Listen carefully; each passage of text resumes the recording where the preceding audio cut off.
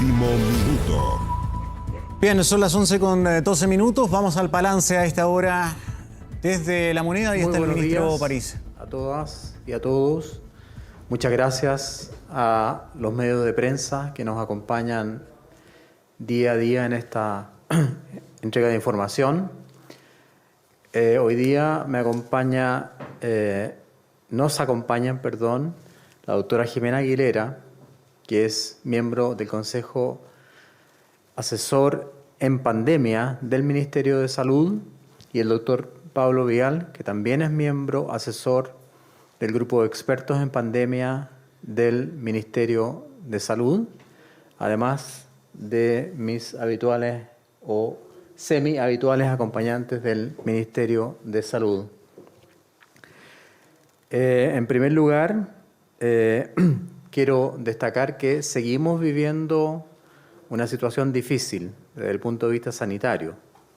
Y eso obviamente que nos mantiene muy preocupados, muy alertas, pero haciendo todo el esfuerzo para continuar dando todo para salvar, proteger, cuidar la salud de las personas.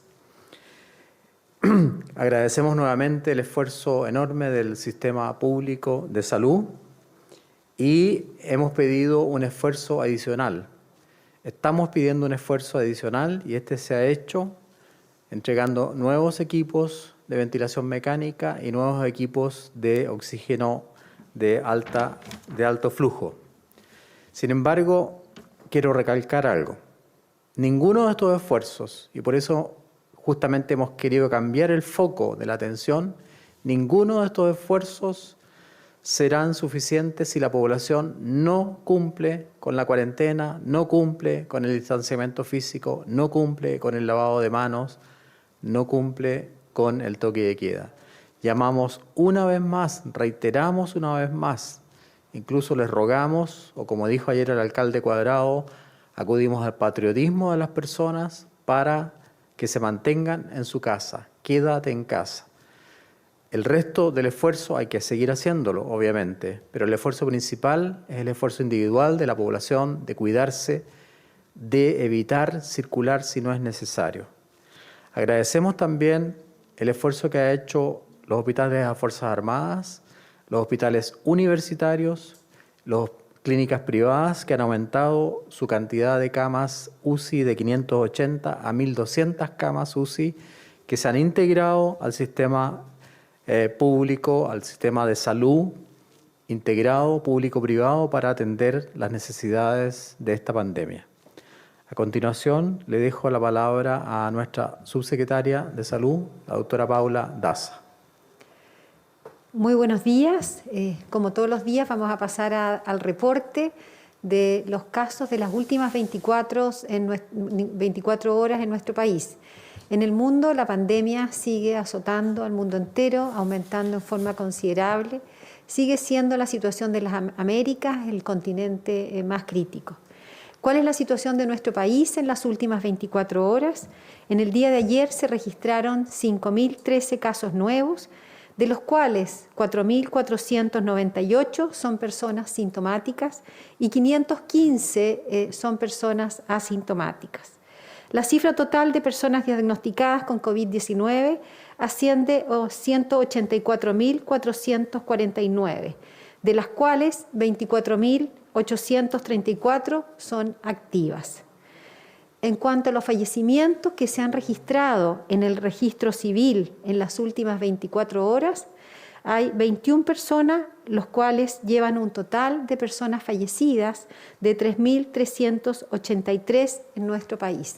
Es importante destacar que, como hemos dicho, el criterio que estamos aplicando es aquellas personas que se han registrado en las últimas 24 horas. Esto no significa que en los próximos días podamos ver un aumento importante de nuevos fallecidos que fallecieron días anteriores, ya que estamos en los primeros días de la semana y por lo tanto podemos ver un aumento significativo de acuerdo a los números que ha registrado el registro civil.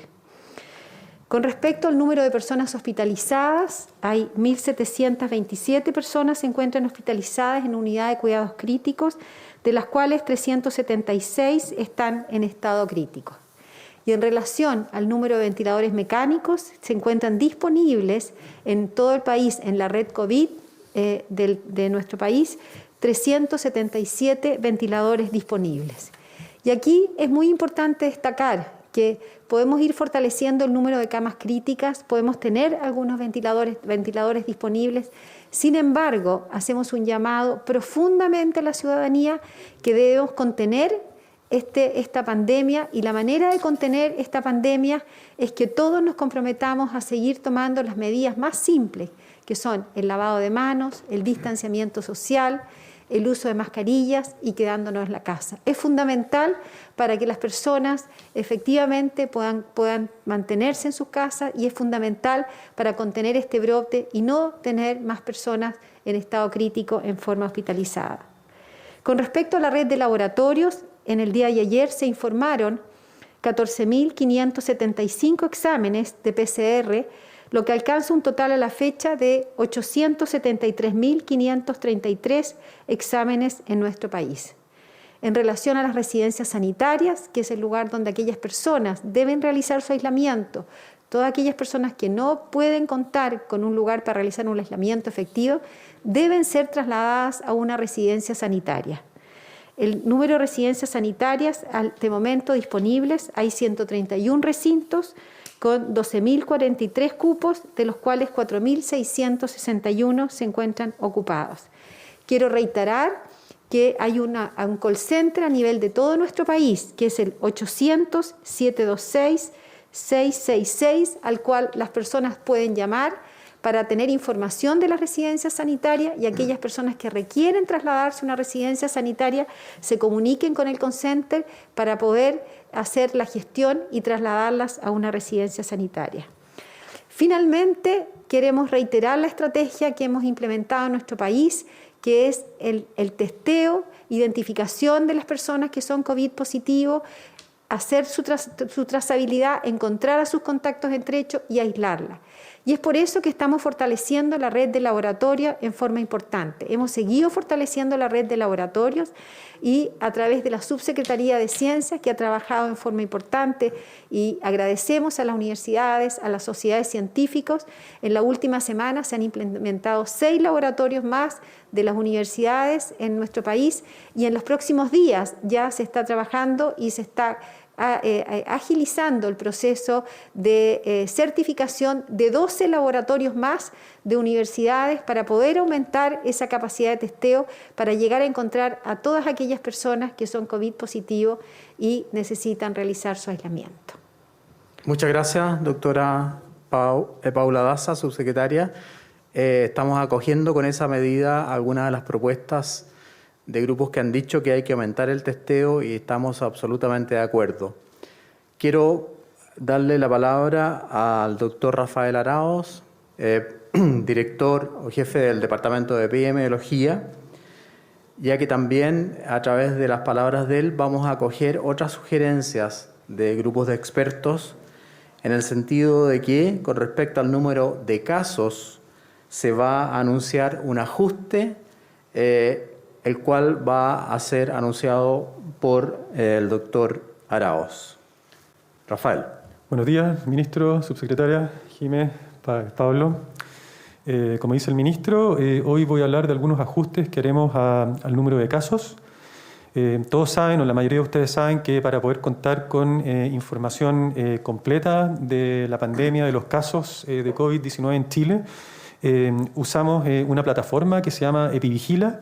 Esta plataforma se alimenta de las notificaciones que realizan las médicas y médicos en Chile, y además la plataforma debe ser actualizada una vez que se emite el informe de laboratorio del examen correspondiente. Es decir, tiene 2 etapas clave: la notificación y la actualización del resultado del examen.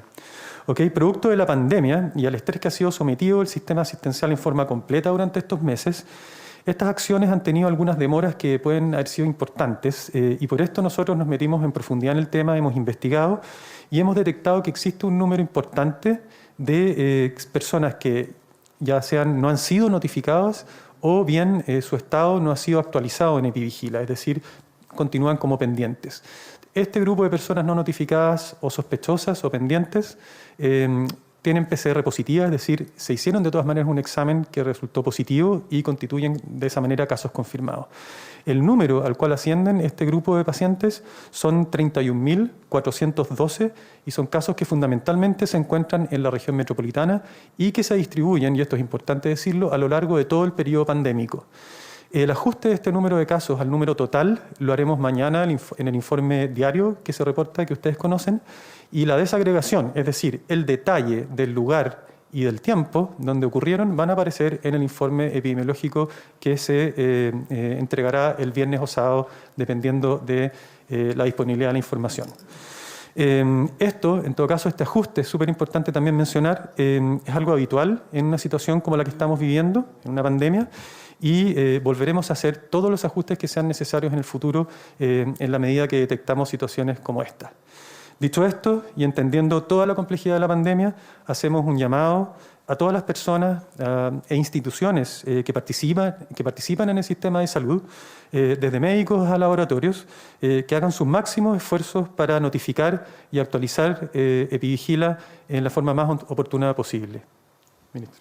Muchas gracias, Rafael. Con esta ajuste del número de casos, también hemos acogido propuestas de grupos de expertos o centros de estudio que habían destacado o habían hecho ver la posibilidad de que esto había que revisarlo. A continuación, le voy a ceder la palabra a la doctora Jimena Aguilera, miembro del Comité de Expertos en Pandemia del Ministerio de Salud. Muchas gracias, señor ministro. Buenas tardes. Bueno, primero decir que como Consejo nosotros valoramos todos los ajustes que se realicen en los reportes, tanto en la medición de casos como de los fallecidos, que redunden en una mejor medición de la dinámica y del impacto de este brote. Lograr una mayor transparencia para nosotros va a contribuir a aumentar la confianza en la autoridad sanitaria y eso también va a ayudar a que las personas sigan con más confianza las indicaciones de la autoridad sanitaria. Además, quiero aprovechar a nombre del Consejo la oportunidad de manifestar la voluntad de seguir colaborando con usted fielmente en la respuesta a la pandemia en esta nueva etapa, donde pensamos que es fundamental esta nueva estrategia de fortalecer el trabajo de terreno basado en la atención primaria de la salud. Solo de esa forma podremos ir a cortar la llave de la transmisión y reducir la tasa de contagios que tenemos en el país y reducir el impacto en la red asistencial. Muchas gracias, ministro. Muchas gracias, doctora Aguilera. Doctor Pablo Vidal también forma parte del Comité Asesor de Expertos en Pandemia del Ministerio de Salud. Tiene la palabra. Gracias, ministro. Bueno, los clínicos tenemos múltiples roles y dentro de eso quería destacar dos temas en relación con lo que han dicho los antecesores, en relación con lo conversado hoy día. El tema de registro y el tema de educación. Los actores más importantes en que hayan buenos registros somos los médicos. Y en ese sentido queríamos pedir la colaboración de todo el personal de salud a completar con la mayor rigurosidad los datos requeridos y para lo cual se han desarrollado nuevos instrumentos, como decía el doctor Arauz, Epivigilia, de notificación y hay que dedicar todo el tiempo necesario para completarlo. De esta manera que los datos que se requieren del mundo clínico lleguen a las instancias de registro y análisis para conducir la respuesta de la epidemia con la mejor información. Es decir, el camino sería buenos registros y oportunos, llevan a cada vez mejores datos y mejor información para tomar mejores decisiones. También me gustaría destacar del mundo clínico el rol que tiene en la educación.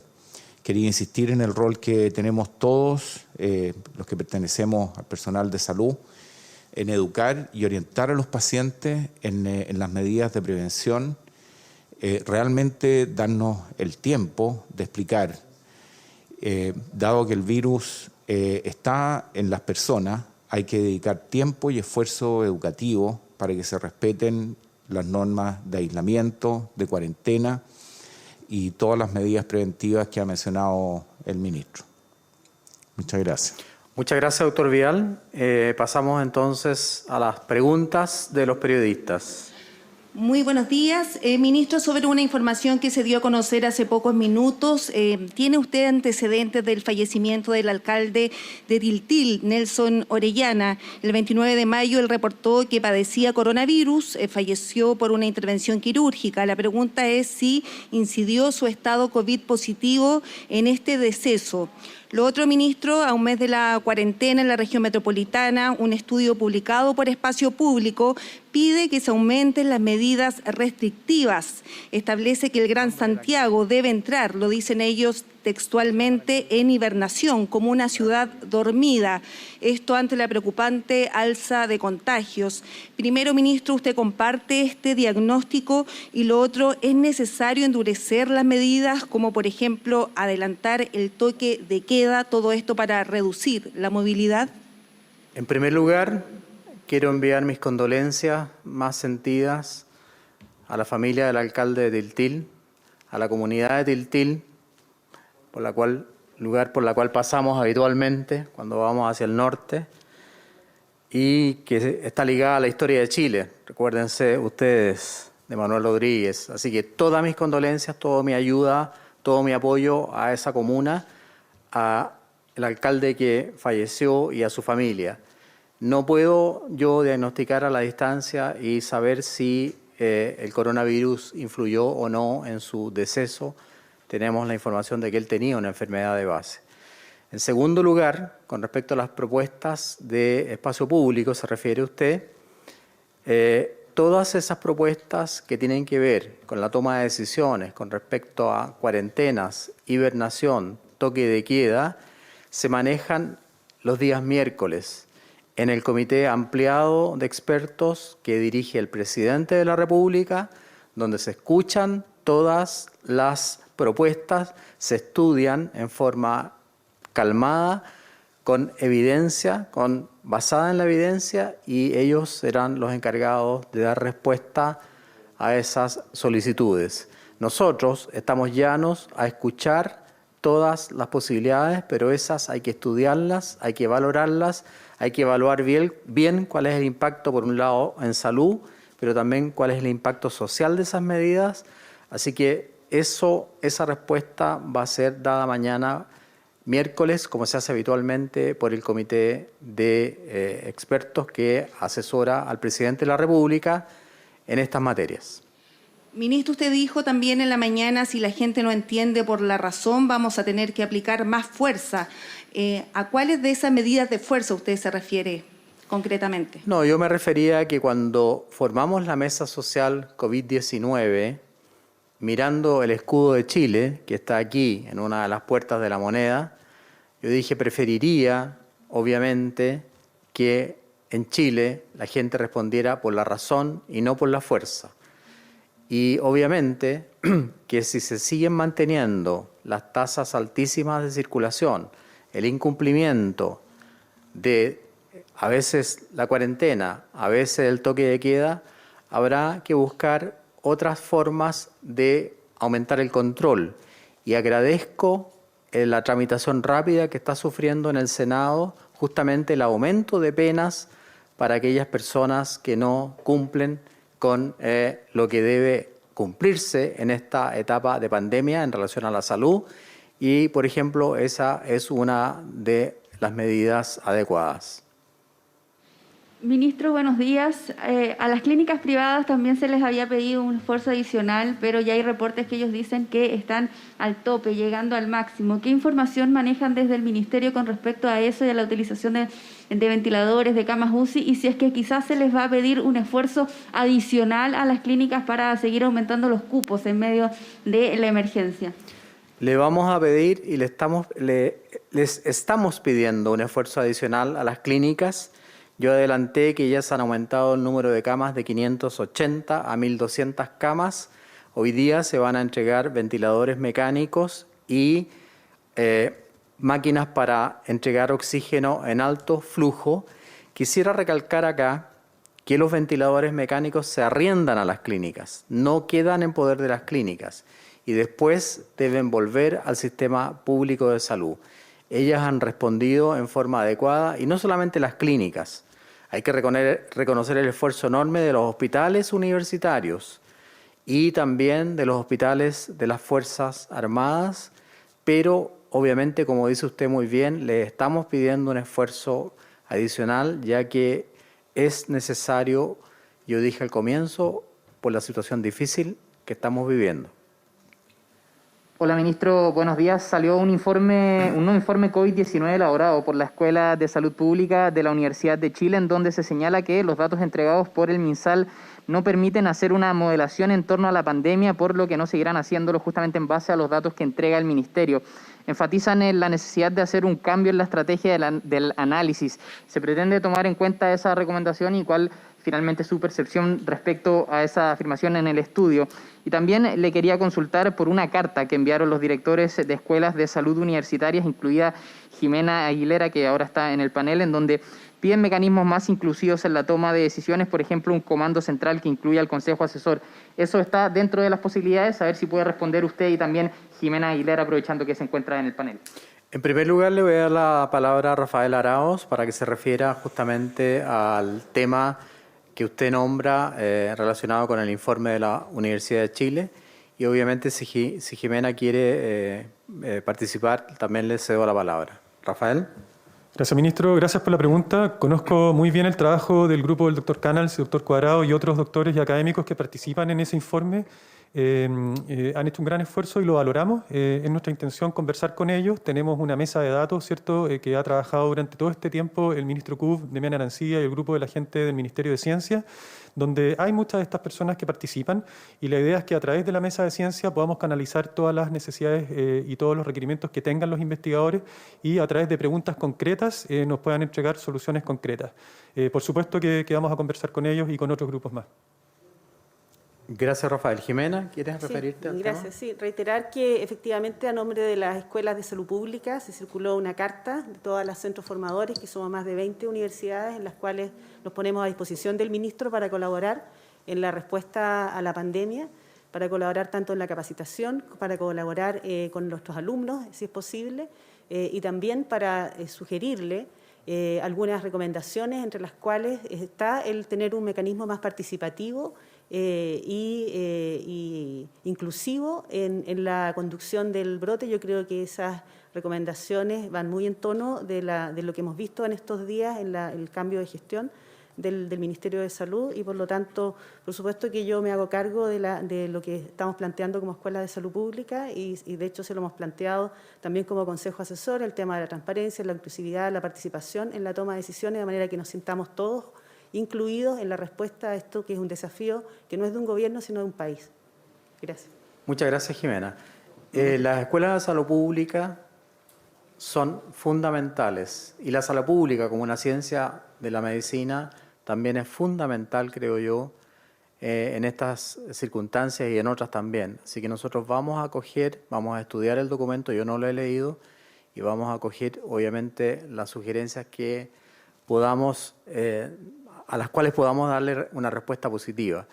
Pero justamente el cambio que hemos anunciado hoy día en el ajuste en el número de casos también va en esa línea de mayor o aumentar más bien la transparencia en la información con respecto al número de casos. ¿Hay alguna otra pregunta? Sí, ministro, buenos días. Buenos días. Casi buenas tardes ya. Antes de la pregunta, pedirle si es que el doctor Arauz puede explicar esta inclusión de 31.000 casos, creo no se entendió bien, son nuevos casos activos, son contagios confirmados. ¿Cómo se va a hacer esta inclusión? Es una buena pregunta. Si hay dudas, siempre hay que aclararlas. Sí. Rafael. Sí, bueno, esto es un trabajo continuo que venimos haciendo, que consiste en la revisión de todas las fuentes de datos que tenemos, que son múltiples. Como les dije, dependemos nosotros a nivel central de dos eventos que tienen que ocurrir. La notificación de un caso, es decir, va una persona al doctor con síntomas de la enfermedad y esa persona es notificada en algún sistema. Antes se hacía a papel, ahora se hace en el sistema Epivigila. Una vez que ese paciente está notificado, nosotros conocemos de él, nos enteramos de él. Después está el sujeto que es notificado y que queda en un estado de sospechoso. Para que nosotros nos enteremos que esa persona pasó a ser un caso positivo, confirmado, necesitamos que el centro de salud o el médico o el lugar donde esta persona se hizo el examen actualice el estado de Epivigila y pase el sujeto de una persona que está sospechosa a confirmada. Nosotros, después de un largo camino, trabajando junto con la red de laboratorios de todo el país, que son más de 80, como ustedes saben, hemos logrado consolidar una base de datos que ahora nos permite tener otra fuente de datos que nos permite buscar o intentar encontrar aquellas personas que, teniendo un examen positivo, no habían sido incluidos en nuestra base de datos porque o no fueron notificados o no fueron cambiados su estado de sospechoso a confirmado. Ese número que les comenté, que es exactamente 31.000, perdón, exactamente, 31.412, es un número de sujetos que se distribuyen a lo largo de todo el periodo pandémico, es decir, esos 31.000 no son enfermos de hoy ni de ayer. Por supuesto que hay algunos que están en el periodo actual y ese desglose, para que ustedes sepan con detalle dónde se ubican en el tiempo y con la desagregación geográfica correspondiente, las vamos a ir haciendo en forma paulatina. Mañana vamos a informar un total de casos que va a ser el total acumulado que va a consistir en todos los que va a incluir estos 31.000, además de los casos nuevos. Por lo tanto, mañana va a haber un salto en el número total de casos y el viernes, en el informe detallado que hace el Departamento de Epidemiología, va a estar el desglose por tiempo y lugar. No sé si contesta la pregunta. O sea, estos se suman a los 134.000 que se informaron hoy. Así es. Exactamente. Perfecto. Ministro, le hago la pregunta, ya que no está el subsecretario de redes asistenciales. Quería preguntarle a propósito de un oficio que envió la diputada Marcela Hernando. Contraloría ayer inició una investigación especial para revisar las medidas de control que existen en la Subsecretaría de Redes Asistenciales justamente por los préstamos de equipos de ventilación a clínicas privadas.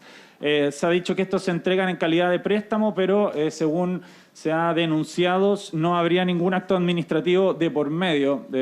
Por ejemplo, cuando la Fundación Arturo López Pérez recibió 7 ventiladores, el coordinador COVID de la institución dijo que no hay un contrato de por medio ni nada, pero suponemos que son ventiladores prestados. Preguntarle por qué se han entregado ventiladores entonces sin ningún documento que acredite estos traspasos y, por otra parte, a 3 meses de la llegada de la pandemia, por ejemplo, la clínica Indisa hasta hoy no ha recibido ningún ventilador y la clínica Las Condes ha recibido 8, ya cumplió la meta de duplicar su capacidad. ¿Por qué se prioriza tanto a unas clínicas por sobre otras también? La verdad es que los ventiladores son arrendados, no son entregados en forma libre al sistema privado de salud. Es decir, son propiedad del Ministerio de Salud, son propiedad del sistema público de salud y ese arriendo tiene que pagarlo la institución que utiliza ese ventilador mecánico. Yo me comprometo a averiguar esa diferencia que usted ha hecho notar entre diferentes clínicas. Según usted, algunas han recibido más y otras menos. Acojo esa pregunta y esa denuncia y espero contestarla mañana porque no la tengo, digamos, en la mente en este minuto, pero creo que merece ser aclarada. Estoy absolutamente de acuerdo. Insisto, los ventiladores son arrendados a las clínicas porque tienen, digamos, es un equipo que está siendo utilizado para tratar pacientes y esa utilización obviamente tiene además un costo y tiene un pago incluso que está fijado por FONASA. Las clínicas no pueden cobrar más que el arancel FONASA en este momento de pandemia. Buenos días. Sobre estos casos nuevos que informó el doctor Arauz, saber si es que esta diferencia se venía detectando anteriormente o es parte de lo que indicaba la doctora Aguilera, es un cambio en el mecanismo más participativo que se ha visto con el cambio de gestión en el ministerio, según señalaban. Y una pregunta que también era para el subsecretario de Redes, pero se la hago a usted, ministro, sobre una denuncia de discriminación en el Hospital Félix Bulnes. Ya se había sabido una sobre un hombre con síndrome de Down que falleció en ese recinto y su familia acusaba que no había sido atendido en iguales condiciones al resto de los pacientes, y hoy se suma el caso de una familia con un hijo de 19 años que se le habría indicado que no se le iba a dar prioridad por tener una condición de discapacidad. Muchas gracias. Estamos en contra de la discriminación. Absolutamente todos los pacientes tienen derecho a recibir la mejor atención posible, pero la doctora Paula Daza se va a referir a esa pregunta. Bueno, con respecto a la denuncia, según la información que tenemos del Centro de Salud, este niño afortunadamente se encuentra evolucionando favorablemente, en condiciones de salud favorables. Hoy día se le están aplicando todas las necesidades de salud que necesita, y si es necesario aplicar una ventilación mecánica e ingresar a una UCI, se le van a dar todos los requerimientos sanitarios que necesita. La información, afortunadamente, su evolución ha sido favorable y se están dando todos los resguardos de salud y todas las necesidades de salud que él requiere. Quiero insistir en eso. El paciente, afortunadamente, por la información que tenemos hasta este minuto, está evolucionando bien, pero si requiere una mejor atención, una mayor atención más bien, una atención que implique, por ejemplo, métodos invasivos, no tengan lugar a dudas de que se va a tratar a ese paciente igual que a todos los pacientes. No podemos discriminar a nadie en Chile. Le cedo la palabra al doctor Rafael Arauz para que conteste la otra pregunta. Bueno, a mí me gustaría dejar súper en claro que acá hay un trabajo de todo un grupo enorme de gente que lleva 4 meses en esto, por lo menos. Por lo tanto, todos los resultados que ustedes van viendo son parte de un proceso continuo. El hecho de que podamos estar al día de hoy informando este ajuste en el número total de casos refleja que hemos sido capaces de diseñar los mecanismos adecuados para controlar aquellas posibles fallas que vamos detectando. Por lo tanto, si bien es un momento en que se van acumulando algunos anuncios, esto es producto de un trabajo que venimos realizando y no una acción de un día. Sería imposible. Así que darles la tranquilidad que esto continuará, y en la medida que tengamos información de nuevos casos que por un motivo u otro no pudimos incluirlo, lo vamos a ir haciendo en forma oportuna. Yo quiero agregar a eso que fue el Ministerio de Salud el que pidió a la Contraloría que justamente nos ayudara a aclarar este tipo de dudas y responder en forma adecuada. Eso todavía no está totalmente respondido, pero esta nueva anuncio de ajustes en el número de casos va en la línea que nosotros queremos implantar. Muchas gracias, buenas tardes. Agradezco nuevamente a la prensa y a nuestro equipo comunicacional del Ministerio de Salud. Bien, se suman más de 31.000 casos a este reporte diario, así lo han explicado desde el Ministerio de Salud, específicamente el jefe de epidemiología, Rafael Arauz, quien ha participado nuevamente de este balance, de este reporte diario que se presenta acá todos los días en la sede de gobierno. Desde mañana se va a aclarar finalmente cuántos son los casos totales de contagiados por COVID-19. Hasta el día de hoy se cuenta 184.000.